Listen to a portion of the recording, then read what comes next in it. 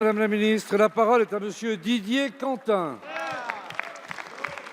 Merci, Monsieur le Président. Ma question s'adresse à Monsieur le Premier ministre.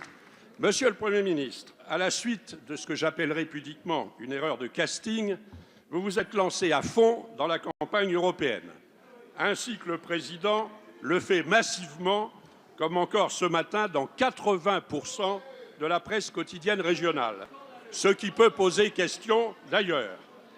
Vous fixez de grandes ambitions à notre pays au sein de l'Union européenne. Mais force est de reconnaître que les choses se présentent assez mal. Les grandes envolées du discours de la Sorbonne n'ont pas eu beaucoup d'écho. La lettre aux Européens n'a pas connu plus de succès. Elle est même apparue à plusieurs de nos partenaires comme assez présomptueuse, au moment où l'on voyait sur tous les écrans européens les désordres de nos samedis successifs et où l'on constatait la persistance de nos déficits. Mais beaucoup plus grave, la relation franco-allemande, essentielle à tout progrès dans la construction européenne, est profondément dégradée.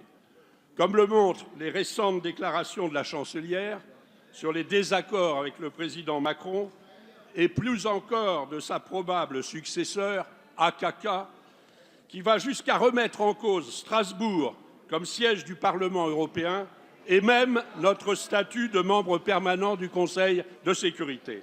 Alors, Monsieur le Premier ministre, dans ce contexte difficile, comment comptez-vous faire entendre la voix de la France, qui semble malheureusement de plus en plus isolée, et défendre ses intérêts, notamment pour l'avenir de la politique agricole commune?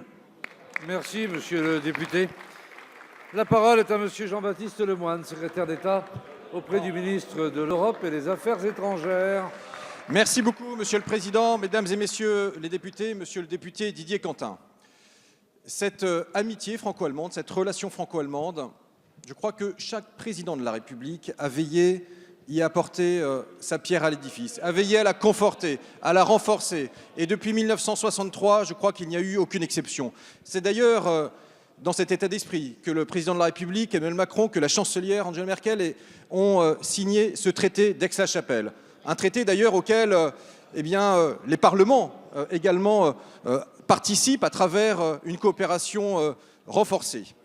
Et donc, il y a de nombreux chantiers qui ont été portés en commun. Je pense aux chantiers liés à l'émergence d'une initiative européenne en matière de batterie. Je pense à la défense du multilatéralisme avec l'alliance lancée par Jean-Yves Le Drian et son homologue EICOMAS.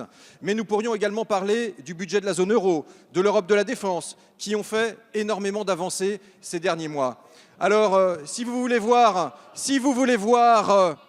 de la friture sur la ligne, c'est pas tant entre les gouvernements allemands et français, mais peut-être que certaines femmes politiques auxquelles vous êtes alliés, effectivement, je pense à la présidente de la CDU, a parfois soulevé des sujets auxquels, oui, nous sommes attachés. Parce que la défense des intérêts français, c'est la défense du siège du Parlement européen à Strasbourg. Et de ce point de vue-là, nous serons encore et toujours pour la défense des intérêts européens et en même temps pour une coopération franco-allemande affirmée. Parce que c'est très clair, l'Europe aujourd'hui a besoin de ce moteur, elle a besoin de cette impulsion et comptez sur nous pour le faire au quotidien. Merci, Monsieur le ministre. La parole